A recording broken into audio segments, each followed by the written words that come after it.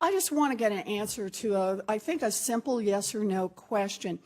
If you are confirmed to lead HUD, you'll be responsible for issuing billions of dollars in grants and loans to help develop housing and provide a lot of housing-related services.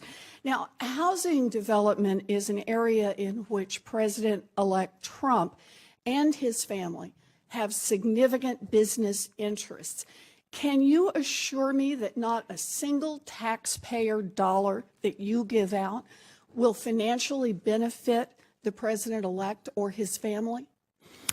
Well, Senator, I was worried that you wouldn't get back. Thank you for coming back. I'm back. I can assure you that the things that I do are driven by a sense of morals and values.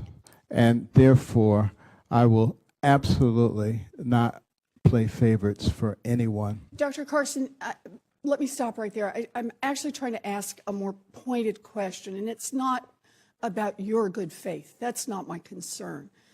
My concern is whether or not among the billions of dollars that you will be responsible for handing out in grants and loans, can you just assure us that not $1 will go to benefit either the president-elect or his family?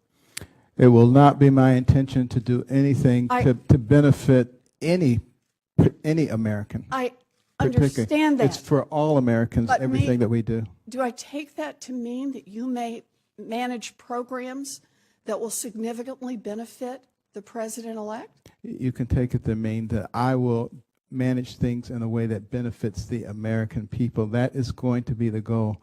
To the best you understand that. If there happens to be an extraordinarily good program that's working for millions of people, and it turns out that someone that you're targeting is going to gain, $10 from it, am I going to say, no, the rest of you Americans can't have it? I think logic and common sense probably would be the best way.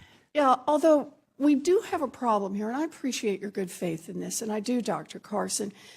The problem is that you can't assure us that HUD money, not of $10 varieties, but of multi-million-dollar varieties, will not end up in the president-elect's pockets. And the reason you can't assure us of that is because the president-elect is hiding his family's business interests from you, from me, from the rest of America. And this just highlights the absurdity and the danger of the president-elect's refusal to put his assets in a true blind trust.